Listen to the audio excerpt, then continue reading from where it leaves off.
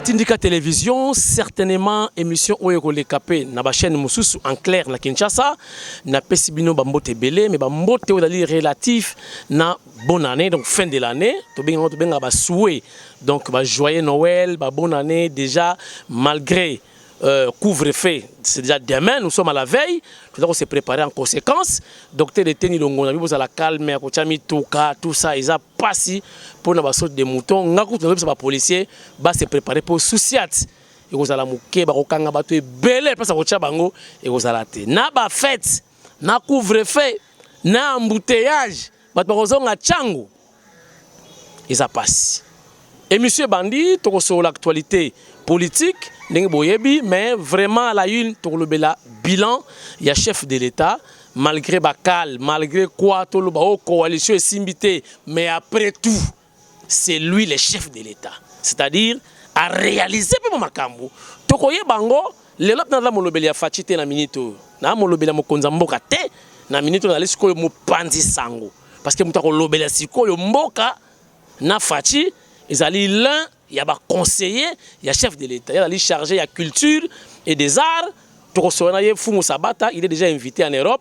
Si Dieu le veut, l'année prochaine, donc peut-être au mois de janvier, il est invité pour représenter la République démocratique du Congo dans une exposition liée à l'art. Foumou Sabata, le conseiller du chef, bonjour. Bonjour mon très cher frère, très content de revoir. On a assis tout ça un mois et demi. Tout ça, l'émission n'a été, mais je suis très flatté. Je pense que tout ça à la hauteur. Il y a qu'au explicité, bien fait au chef de l'État à Sali par rapport à la présentation de Sali. Merci. Okay. Merci, conseiller. Mais Lélo, on a ici, tout appelle la fête, bonne année, yangoyo. Question nyonso, ils allaient yanga, réponse, ils allaient yo, na moni disponibilité au Kimi Moussala pour les canaux émission. Naza très fier de la présence na yo. Ah, merci beaucoup, ça me va droit au cœur. Tout ça, on a pour la réciprocité, il y a aisance politique pour tout expliquer les nimarambango ezokende. Mfumu Sabata, mfumu, watochaka M, mfumu sadi mokonzi. Mfumu Sabata, tokota na vive ya sujet, tokota malamona makametali bilan en résumé. Bilan ya mokonzi ya mboka fachi beton mfumu wadi tonga. Eza nini na yebi ko lobezaka déjà positif wana na répondre na place na yo mais en tout cas personne biso ba réalisation chef de l'État na année oyo. Non mais ce qui est clair bilan est expressif par rapport à nous. Il y a état oyo FCC va se comporter ba bavure ba sali ba exemplarité na bango ba déclaration que sur le chaos, sur l'apocalypse, sur Makambe Belende Kabila Mukisha Saleh Kazala ana Kinshasa pour mon ndenge d'échéance à ma boune des Osalema. Tout ça déjà sur le bilan, il y a état de droit et ça bilan moko qui est très positif. Confiance moko oyo et renaître na kati ya population ya komona ke marambo état de droit za ki kolobeza ki lokutate pour adresse na o asalaki avant asala discours asalaki na congrès batu ba comprendre siko que non bango ne bazo comprendre le chef de l'État bien te apesi vision vraiment ya image na ndenge esengelaki pour batu ba accepter que mboka ezoko kende ndenge bango balingi mais bilan ezalaka mitigé dans le sens que dans tokomi na bilan o ezali ya makambo ezali palpable était sur la visibilité. Wana kutezana on a pourcentage moi muke mais ça promet que ezoko avancer tout moni campus ndenge ba retoucher campus tout le monde a ba projet na santé ndenge nini bazoluka basa la rétablissement ya mama emo tout le monde ndenge ministre Nabiso on a ba promesse promesse oui mais c'est on a concret on a palpable oui, conseiller oui j'arrive parce que quand le chef de l'État azana ba clergé autour de lui ba clergé wana il faut ba kota na vision na chef de l'État et ba promesse wana moi j'ai toujours été d'accord à Kolobake ba promesse au chef de l'État zoko sala eza ba promesse moko o ezoko se définir par travers bato yazo travailler na bango donc d'office baza obligé ba réaliser ngo po tozoko s'attendre toujours na bien-être o yo chef azoko luka pour na bonheur à peuple congolais soki tolobi total bilan sur makambo etali ba passeport bozo mona ke promesse ezalaki po ba passeport na biso et komaki ko ba zalaki ko fabriquer ba passeport na niveau ya Rwanda zo lia ba mbongo ba pourcentage na biso bazo contrôler ba passeport na biso ba ye ba quand même ba identité ya bato à travers ba passeport pour na ko détecter bato bazo ko télémela politique au Canada. Ah bon, ezaki bongo? Si, c'était ça la réalité. Tout le monde même bilan bato misusu ba benga ba bio non, il y a eu avion moko Rwanda Air ezoko ya awa ezoko kotisa ba militaire mengana bi que Rwanda Air et atterrissage sous na Congo te, ça fait au moins plus de 6 à 7 mois le président a interdit ça kiango et kota oui ngamoko lelo na auto vérifier na collège na biso ya diplomatie il y a eu ba collègue nanga ya ba conseiller ba la kisinga to koti na site wana ya Rwanda Rwanda to koti to vérifier to moni ba cocher que non avion et koki kokitel sous na Congo te, ça fait plus de 6 à 7 mois ils ont été tout ça dans cadre bilan où ils allaient sécuritaire tout ça d'office obligé to accepter politique des chefs azo tambola nango. Mais le problème ils allaient qu'il y avait un très grand fossé entre le peuple et les dirigeants. Donc qui dit dirigeant ba Kabila o bazaki pouvoir précédent fossé wana ezala qu'on dit ba dirigeant bazo tromper peuple ba ba ka clarté à makambu ndenge zo kokendete.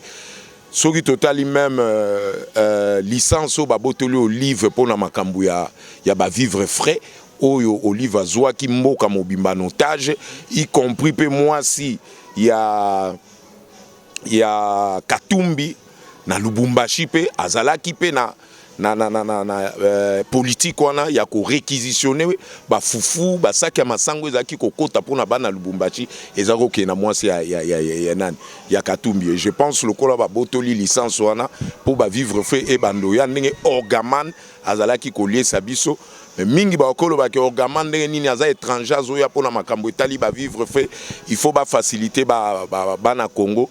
Oui, wana ezala kaka na cadre que chef de l'État asala ke confiance ezala na ba investisseurs ou bazali ba étranger ba monake bazongiseli nani licence ya ba vivre fait na orgaman pour ba investisseurs ou bazali ba étranger bazana confiance ba monake non effectivement politique ya fachi par rapport ya ndenge ba investisseur maman Olive ba bloquer orgaman et comment qui yenda livra kabiso ba Thomson ngana ba olier sabiso ba mikongo ba mikuwa ya ba soso. Donc ezama kamoko ezapé lié na spiritualité sur l'esclavagisme ba komaki na mboke komaki neti na maboko na bango bazo décider na makambutu et ba créer ki ba ramification na ba entreprise ezali privé na ba multinationaux oyo esalaki plus de 700 entreprises au bazaki ko piller ko faire saigner le pays na ba contrat léono basala ki ya ba minéré na Katanga ba makambo ebele. Tout ça le chef de l'État qui ko découvrir ango même na ba beach e koma ki privé na maboko ya Kabila azo gérer ba entrer na ba sortir ba makambo nyonso mafia ezo salema selon ba clic na bango ya ba poro ba zwa ki en privé. Et tout ça fait partie plus il y a bilan où ils allaient sécuritaire parce que c'est la sécurité de Tchaka qui apaise la confiance entre investisseurs au bazou lukaba ko investi. Mais c'est là le chef n'avait pas oublié que ba diaspora pe ba yapo to attaquer makambo itali agriculture ce que tolandi ba bilan où ils allaient na ba nationaux ba voix ya ba mituka kotambola tozomona ke na intérieur na ndenga kati na Kinshasa on a encore des lacunes par rapport ya ba gouverneur à Kinshasa par rapport ya ba bourgmestre bazo zwa bambongo sans pour autant ba bongisa banzela tobi ke to na ba dégâts na kati mais na banzela o ezali ba national 1 2 3 le chef de l'État a énormément misé et travaillé sur ça. Tout ça fait partie ya bilan ya ba réussite makambo azanango. En plus de ça, bilan mususu ezali ke ndenge tozali aw ba créa ki wana suezaka na branche ya sécurité le pouvoir précédent ba créa ki réseau moko yako pesa ba kuluna ba machette po ba kuluna ba intimidaka population ba zala na esprit yako revendiquer ba droit na bango te. Le chef de l'État a avancé ki mingi koto wana a martelé ki vraiment que il faut ba kuluna bazwa rééducation ndenge bomona ki bakanga ki plus de 800 000 kuluna o bakendaki 800 bien 800 000 quelque chose comme ça nde bakendaki po bazwa rééducation na formation pour na babilanga tout ça développement donc tout ça ezali kaka ki na cadre chef de l'état aza na bonne volonté politique wana kosala ki makambu et avancer makambu kende liboso bilan mususu ezali sur le plan il y a diplomatie interne na extérieure ndenga solola ki na ba collègue ba homologue na ye ya libanda na ndenga zo solola na ba peuple congolais pour ba pesa ye appui wana to moni ke fruit nango pesa mi à travers même le président Aïjama Kabunda sala qui tourné na ba pays africain no bazala qui lié na dossier makambo ya prise à pouvoir à chef de l'état ya Union africaine toujours monake toujours kende malembe mais sûrement il y a de l'espoir que makambo ko tambola bien c'est dans ce sens là que je peux dire pour na ko éclaircir un peu sur son bilan. Voilà, Fumu Sabata, c'est vrai, c'est une émission. Une émission, mon côté, on so tout est, mais na ça, ça quand même y est. Na bakisa. Mais malgré la vidéo, on a une étiquette, il y a Molobeli, il y a Fatite, on a une étiquette, il y a journaliste, donc on a posé ma question.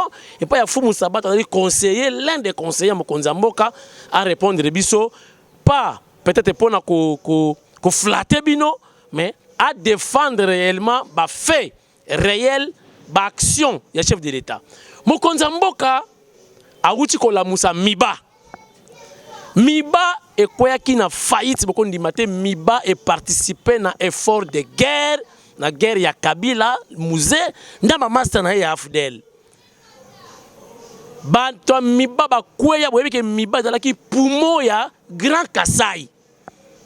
Mais miba ekomaki na kao bana miba pasi bakomi koteka biloko na ndaku bana ya miba bakomi ba shege Mokonza Mboka pesi 5 millions de dollars na miba et lelo avec le peu équipe ya sika oyo koti na miba bazongi si miba production il y a 2 mois et l'équipe même production il y a une année ya miba ba fouti ba travailleurs ba sombi mituka pona ba travailleurs ba personnel mais je vous dis lelo miba mindele ba bandi ko ya ko senga déjà ba renforcer miba ba pesa ba millions pour miba ezonga ndenge ezalaka bino to ba wewa ba che mulunga na kisasa les wewa vont rentrer de même tant ba ko yoka miba ezongi production comme ya kitoko bakozonga bango moko na Kasai parce que mingi ba osala kiwo wana ba osepela petit bakozonga donc chef de l'état a participé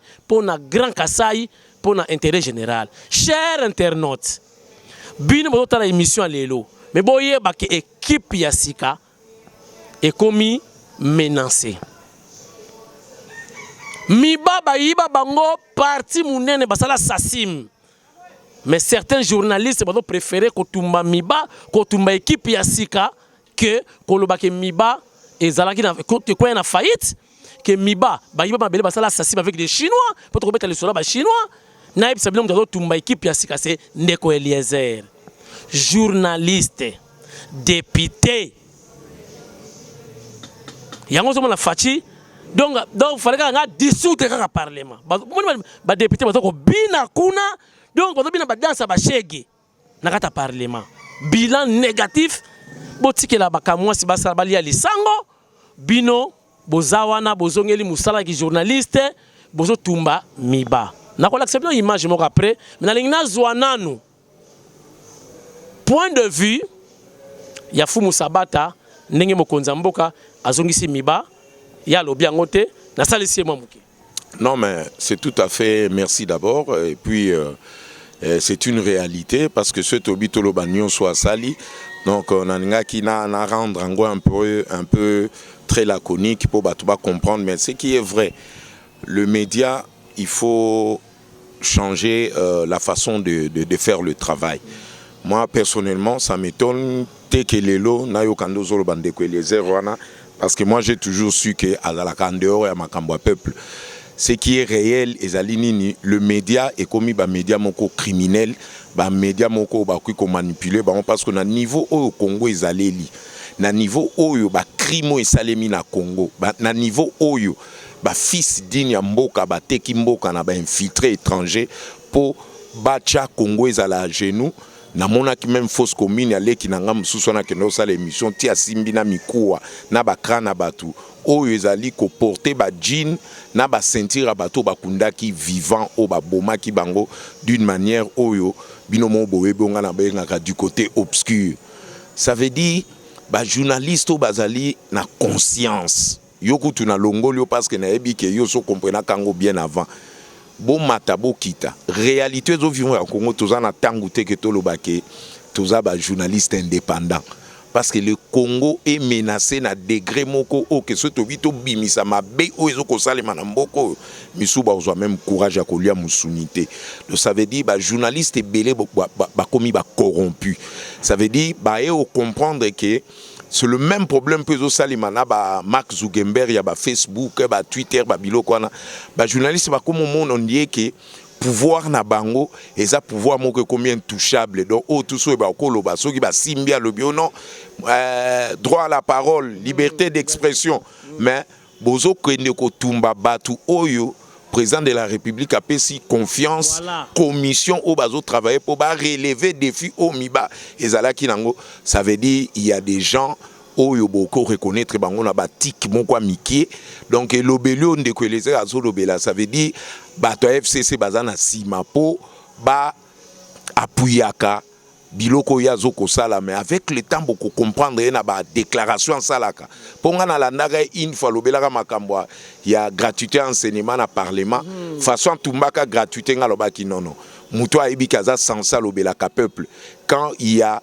ba décision o ya bongo ezali ba décision moko salvatrice pour bana bakende classe au fele mais azolo bakaza d'accord nangote ce sont des petits signes comme ça beaucoup comprendre mutu atikali l'un des bateaux nan bo comprendre te kazala kana FCC na lobela na côté na munoko na ote mais quand tu as soulevé ça j'ai compris que aux appels à l'œil invisible on a komonaka ndenge batu bazoko bata masima soi-disant opposition bazoko se déclarer que baza ba opposant mais au contraire, bazana bango contre l'engagement au chef de l'État au chapeau na bonheur à Congo. Mais petit à petit avec le temps, vous comprendre pour ce botali même comportement la muka na moment où bomoni bazoye ba argument ba ko salate. Ba ke na Monisco, moni ba telemi na porte ndie ba na mike est-ce que pena opposant le quoi Tshisekedi ba ko telemi ça y on a devant Monisco a telemi donc ça veut dire adjoint donc ça veut dire bazali ba coureur derrière les intérêts égaux personnels, les intérêts de leurs bourreaux. Parce que mingi va commettre parjure yangono moni bazozwa bambe ba ndengwana. Donc ce que vous devez savoir, la mukazo parce que position ni ya kokendelete pour et loko sini mon kwa mke salema ki quand il y a eu pétition à déchéance ya mabunda ba député ya la muka ba signa qui pétition en até. Voilà encore des petits signes beaucoup comprendre que bazala ke loko moko o bazoye sabino beaucoup comprendre mais avec le temps beaucoup comprendre ba genre ba journaliste bazolo ba qu'il parle pour le peuple mais au fond président de la République a saye ba bangonde ba fonctionnaire pas linga bangote ça je vous le dis. Et outi na munoko ya fumu sabata na ko pesa ndeko Eliezer conseil ce qu'on a information même si vous avez des preuves salaka ndenge biso to salaka bobandi musala o avant biso mais biso je crois tout que ne mo musika bakendaka isika ozule bapesi information o kende kozwa la véracité ba détail sur le terrain pour yebeza ndenge nini tango na yoki sango balobi ndeko Eliezer alobi kutu DG ya miba sombi jeep ya sika tamda na ngwa do renier na mbongo ya l'état mais na qu'est-ce replace ba singa volet jaune bakoma mutuka ya miba. Imaginez, chers internautes, sans plus tarder, botala ngana ki sur le terrain, botala mituka nyonso bazolo bela, ezana kombo ya miba, eza pona ba travailler ya miba, même DG atamla la mutuka volet jaune ya miba. Regardez. Voilà, chers internautes, tout ça na miba, mibakin. Je crois toujours accepter ce que mituka oyo ndeko Eliezer azobe mususu yango. Nyonso ezali ya mutute, ezali transport du personnel pour etika bango na bandako, bakomaka atan na musala. Donc rien à voir na maloba nyonso oyo ndeko Eliezer aza koloba na émission na ye. Botala mutuka ya kala oyo DG pena ya diamant ya miba abanaki kotambola na yango. Est-ce que DG ya miba akotambola na mutuka ya modèle oyo bino moko boloba? Bino moko bomona. Donc, pendant ndeko Eliezer, DG ya miba, DG ya diamant fatambola na motuka ya modèle oyo. Alors nazo lakisa bino motuka o bazolo baki asombi mikolo ko renier nango eza ya ye. Botala yango na betle no lisolo ndenge ezolekela. Mutuka ngo yango na olakisa plaque te po epesa ba indice te bato ba changoka ezali mutuka ya musala. Donc oyo ezali DG ya miba nde ya kotambola na yango ezali ya yete ezali ya miba. Oyo ndeko Eliezer ba pesi ba fausse information to yebi ezali bitumba. Bato mosusu bato lingane ba yingela ba remplacer DG ya sika.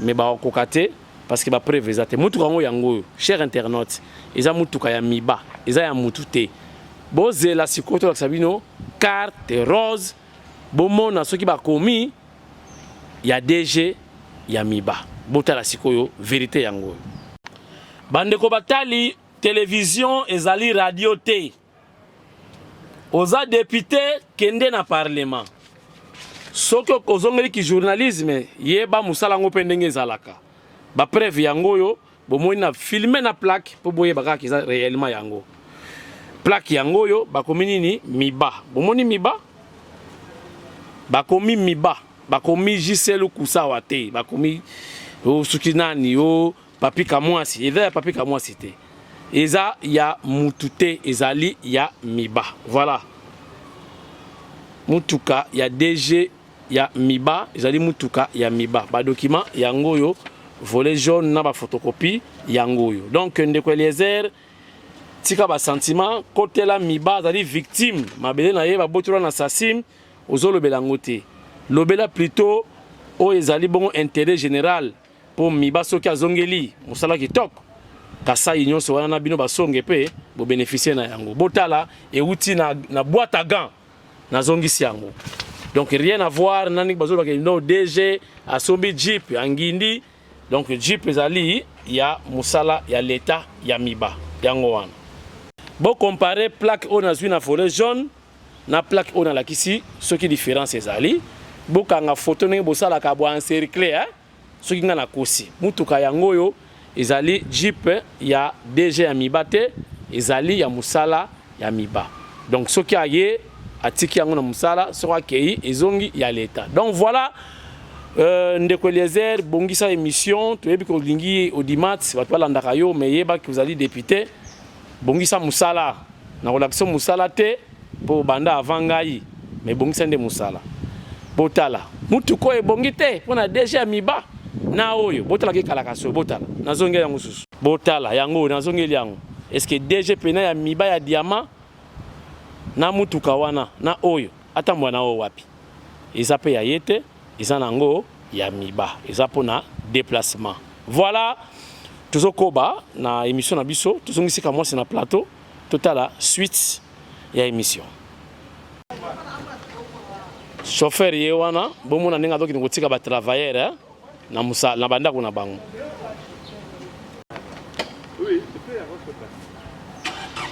Bandeko botala ndenge ba mama bazozonga siko na bandako basalaka na bango na miba. Est-ce que bazo mériter te bazonga ndako na mutuka ya musala? Hein? Mais balobi ke mituko ya DG déjà comme patron so mituka. Est-ce que mutuko pe ya DG? Ya DG c'est mutuka ya musala. Déjà sali musala ya sombi mituka po batika ya vanda. Tozo vanda misika ba. Mais Eliezer alobi déjà sombi mituka wa comme patron bile mozo souffrir. Oyo DG tozana ngoyi. DG oyo zomono oyo DG oyo azo mériter. Azo mériter musala na yo ya sali. Ba kantsaka na corrompre bino na pesi bino mbongo.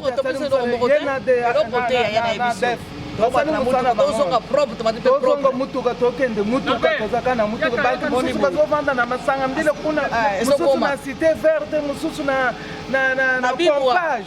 Donc ketika bino tina bandako. Azotuka biso tina bandako. OK.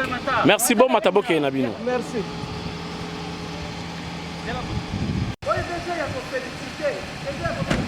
Mamalu tabakeba na bango oyo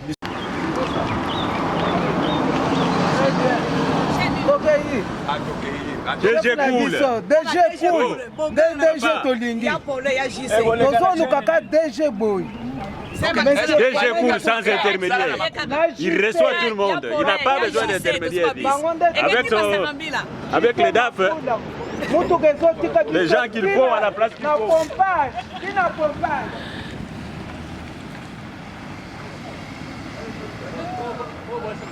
Nous sommes de retour sur ce plateau mobile de Tindika Télévision. Nous avons l'impression qu'il y a conseiller, nous avons une image, nous avons un document, nous avons une maman, ndenge basali bane na bane bakenda kama kolo mama ya miba mboka ya diamant mais lelo yo comité ya sika ya gestion basombi mituka pona ba travailleurs na miba jip musu ekei pona basala kana miba na mbujimai batamulaka malamu conseiller na makamuna lobby na onde que les azo tumba bango moi point de vue kaka to le cannabis. Ce qui est clair, moi je pense que ba patriote ya Kasai ba yebi pas nino miba et vivre tilelo bazo avantage au bazu. Moi ce que j'aime bien zali véracité à image, j'ai vu que ba voler jaune eza na combo ya miba na ba mituko ba pesi. Non pour ngai ça veut dire wanezo continuer na politique ya kolukako balkaniser. Balkanisation à mboke bandalon nezakana nous psychologique et mentale. Ce que nous avons déclaration bongo lokola et les azoko bimisana, ça veut dire bazana bango musika te na bato bazo participer que ya kocha confusion na kati ya peuple po bato ba panzana. Est-ce que miba na bato ba bi valeur à miba na bien ko le kabalu babazate? Vous comprenez? Mais yo tu as eu cette audace là ko kendeti kuna pour amener les images et ça j'apprécie beaucoup. Dans le sens que responsabilité zalité ko télémika chez eux devant ordinateur ou bien caméra, tu commences à dire des bobards ya batumo ko boye o bazana cassé yona soit bazana jalousie entre bateau bazana miba ou bien ba botona ki mwasi ya mutumo ko azana miba ou bien conflit moko personnel ba benge liézer robota la batamiba d'ailleurs ba comme renier na ba jeep tout ça. Nous connaissons comment est-ce que diabolisation est fonctionnaka.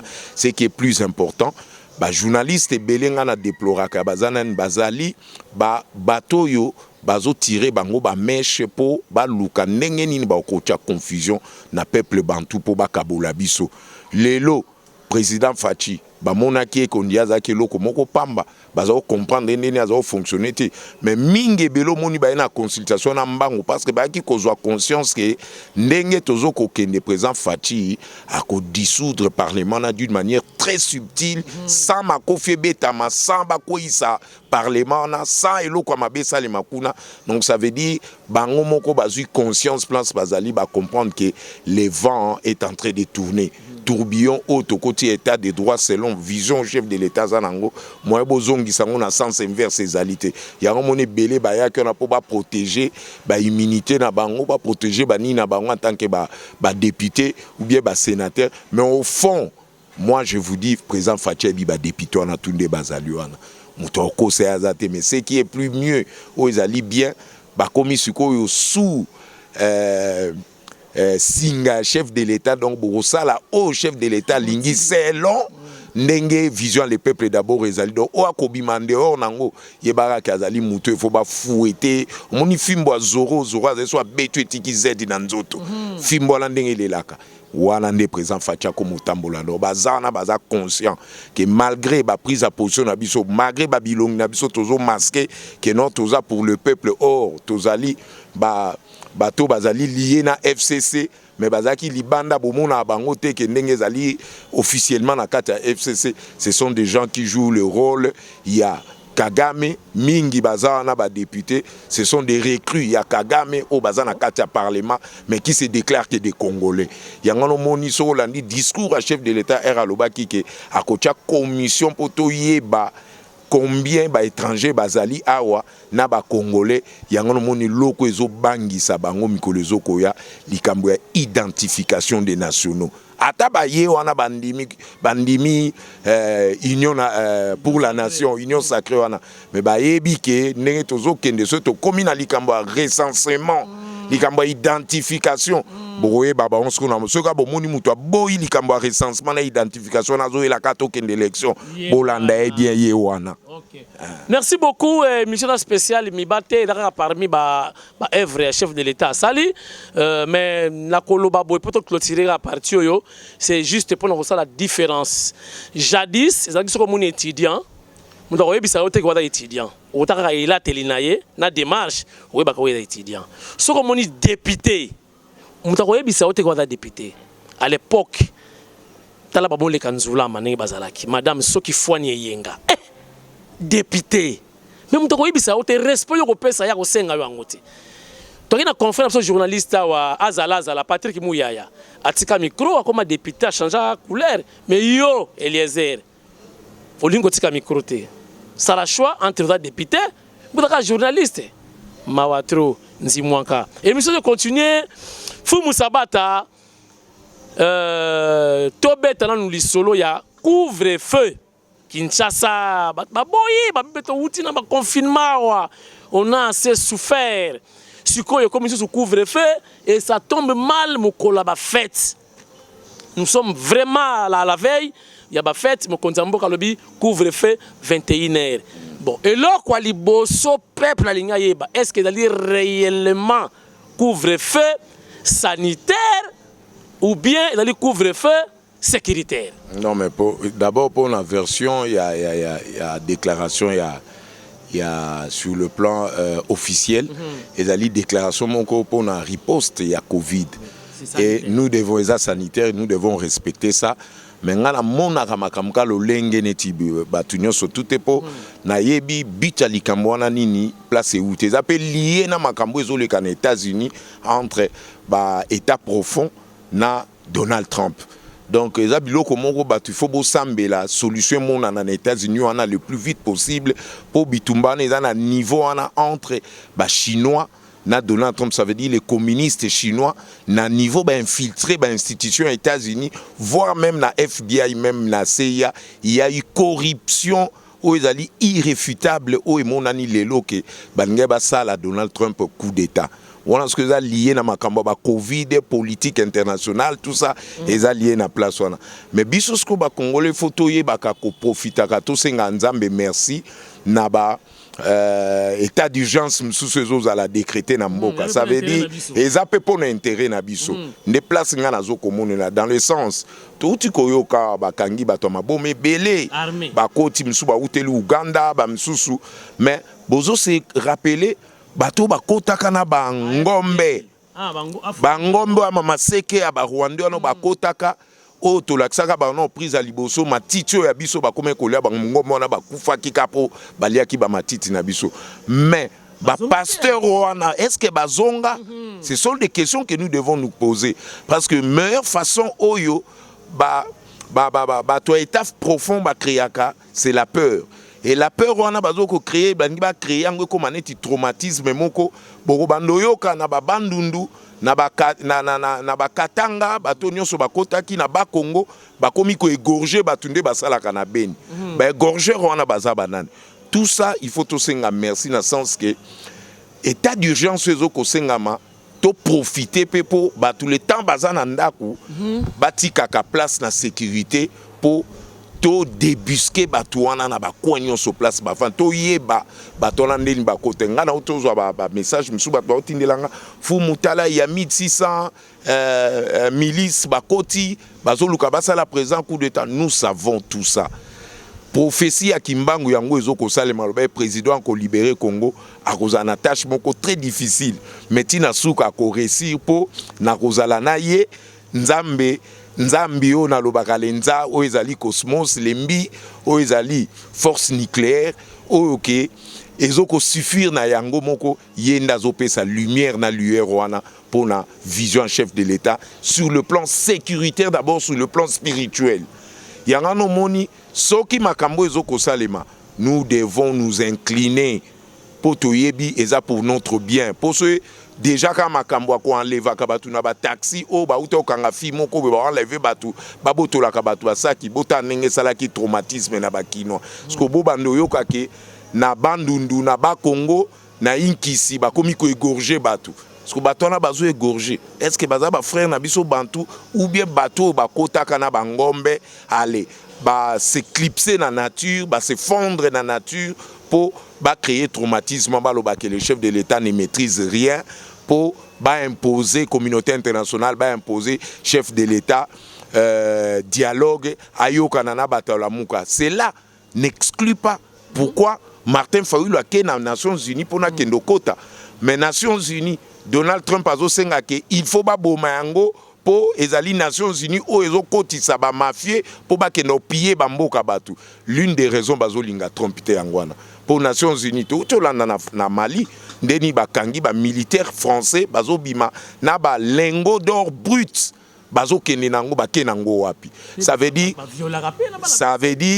ba criminel, ba bandit, ba bombani na kati ya ba institution à Nations Unies pour basalaka. Pourquoi Martin Fayulu a keka na moment oyo na ba banani ba kende kokuta na Leila na soki secrétaire général on a les ba ke kutane poani. Pourquoi kana moment na Nzambe ki asali pe ke ba décréter état d'urgence dans moment, ça veut dire botika kamakam sous tambola ka ndenge nzamba lingi parce que ça sélection naturel les oko salima. Ça veut dire nzamba zoko sélectionner batu mabe o bakoki ko longwa na kati ya Congo poto longwa na vice ya criminologie oyo ezala qui créer sciemment na ba ordre ya bateau bazali de l'autre côté il y a obscurité pour ba créer ka danger permanent. Pour le baraquer, chef de l'État ne maîtrisait rien, va imposer façon moto tambola. Moi je vous dis, Bobenga Bande Konabi, ami Kitty, ça va comprendre que oh, chef de l'État ça les a pour leur bien. On est dans façon à la mona kamakam. Na lobiango kakate en tant que conseiller, na lobiango en tant que moi na mukishi. Oazali porteur et l'âme qui ne trahit pas. Nazana souci que Bande Konanga va comprendre les actes politiques au président de la République va s'imposer. Et l'obité que ceux qui bo fêter Noël na bonne année te bo fêter nini na bo sali ambiance te ça veut dire beaucoup faisait ambiance à souka o boko sala na ba vie na bino to fêta ba Noël na ba bonne année belé et ça la biso rien Père Noël ba ça biso que Père Noël azala kameto ko la to comprendre que Père Noël azala kate ça veut dire ce sont des êtres créés pour distraire ba sala ka distraction ba na biso nde ba créer la biso ba Superman ba Avengers ba créer la biso Thor, ba Hulk, ba Nini, tokola na esprit wana que non, ba héros, ba vrai héros, ce sont ba décideurs ba zo pesa biso ba image wana na ba cinéma. Mais biso mkoni tokozala pe na ba Saint Chilombo, tokozala ba 5 à Mwasi, tokozala ba 5 Sabata, biso ka ba 5 kuna tolanda kamakam tu bazo sala.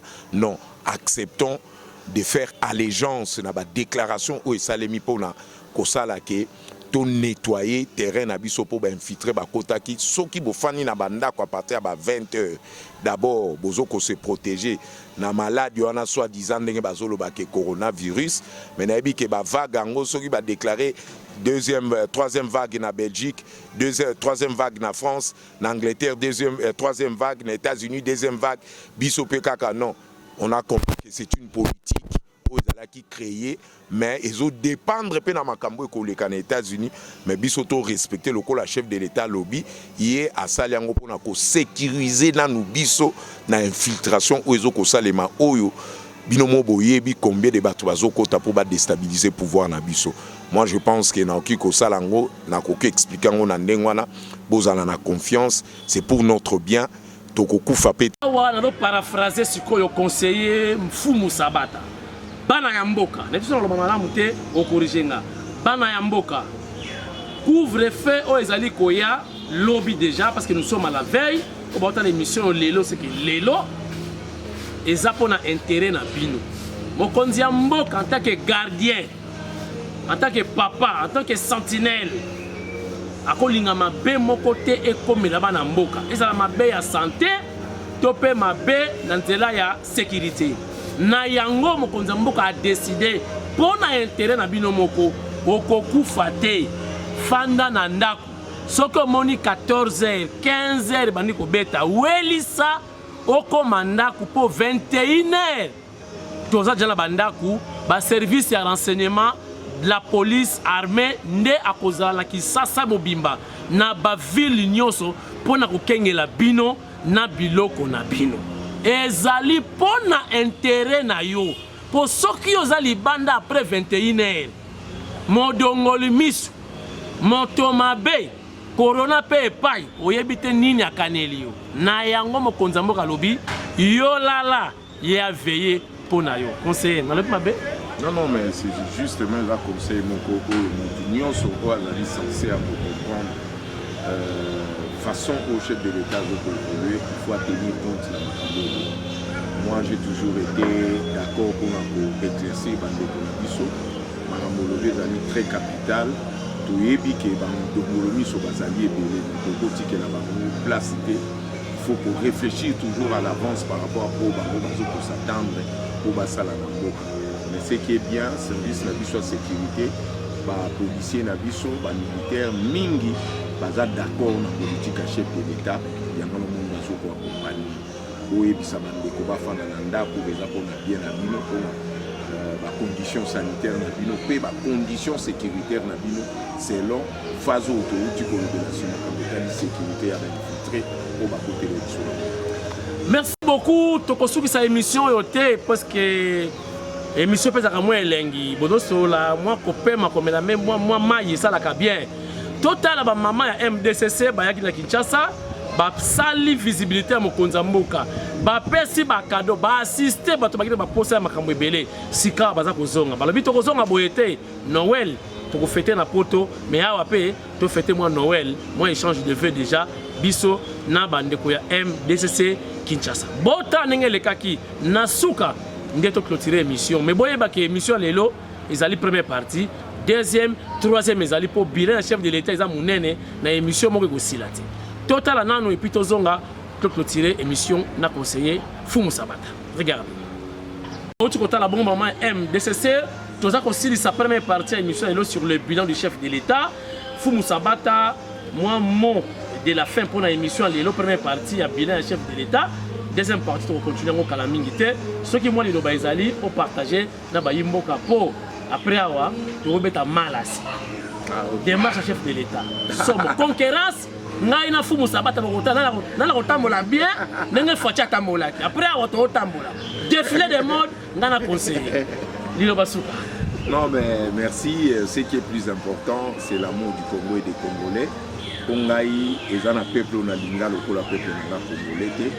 Naebi que les peuples moko de souffrir mingi, martyrisé, meurtri, vous en avez blessure intérieure rebellée, on a mis sous ce poussé, on va que le poteau, mais le pays est en train de changer petit à petit. Bino pe boana poto boana expertise na bino boye koli, mais bolongo ya biso qui diaspora qui bana poto to comme mona makambo bozo ko sala na ba vidéo où ezali même pas na hauteur et responsabilité na bino en tant que diaspora toujours mona bizo ba monke comme salema na ba émission ya madebo na zo mona ba congolais bozo ke no kota ba polémique ezali lié na ba problème moko essentiellement libido etali ba sexualité ko sala ka ba émission ya porno ba femme africaine to lingaka to respectaka to sengaka ozala na ordre femme africaine comme l'accès pende avec facilité na ba YouTube et soko talipe na kati pour na ba vidéo abonde beaucoup de gens bazo liker zo sala ba vieux belé ça veut dire ozali kaka na politique on a kozala na corruption mentale corruption intellectuelle yango na moni na zo senga na ba oyo bazo ko exploiter bande ko na ba congolais o bazana ba chaîne na ba YouTube ba patron ba YouTube na poto au futa ba journaliste na bino a bien ba caméraman bazo mona clarté nga kutine na koma ko futela bango ba transport na cadre kaka ke l'amour ya ba congolais ndenge le fin septembre Tshisekedi de heureuse mémoire asenga ki biso sur l'humanisme ne na pesa ka mbongo na pe futela ka bango ba transport mais c'est la honte différence ni ezali entre bino na o kabila zo sala ozo exploiter bande ko na bino awa ozo sala ba vue YouTube ezo pesa bino ba mbongo mais awa botinda ka ba $100 beaucoup ça va on a pas parfum beaucoup ça va on a pas sapato là c'est vraiment désolant bon mais qu'on revoit façon à bino pour traiter bande de merci beaucoup et puis maître moko pe je crois ya PPRD il parle dans la chaîne moko boyebi soki bilengi boyebi on a donc moi sur na pena bandaka ne moi bien moi ba conseil mais sur pena comment bilengi pena donc King Konga. King Konga, c'est à Congo, qui veut dire Mutakala. Donc, King Konga, quoi? Donc, bilingue, c'est bilingue. Donc, Mutakala, ce n'est pas bien. Il faut se retrouver dans ma vie. Quelle dérive. 200 000, 300 000 vies. Ça, on est à dérive. Donc, on a l'émission à Fatiboué, on a 5 000 vies. Nous sommes à King Konga, 100 000. Dérive, mon Konga, on a bien causalité, il y a impolitesse, il y a naissance, il y a bâtonnement qui fonctionner. Ce n'est pas bon. Dérive, on est commis tellement maléfique. Quelle est l'éducation que vous êtes en train de donner dans Bano na biso toti que la Congo? Les Congolais beaucoup se comportent on dirait après Bino mokili sukinde na Bino me bozo bosa na ketezo botabana totika ba image YouTube wana pezo et ko bomba ka ba image ata ba 100 ans bana bibliothèque bibliothèque munene o ezali bibliothèque moko ya réseaux sociaux mais bana biso ba tala bota maman na biso ba sala King Konga King Konga Merci beaucoup. Et la première partie, c'est ici. Mfumu Sabata Sikoyo. Et monsieur Sili, tu retelles les mains pour te préparer ce moment ici. Nicolas, il y a la qualité démarche à faire. Ok, retelles les mains. Tu retelles la Sikoyo. Mal à c'est pas la regagner.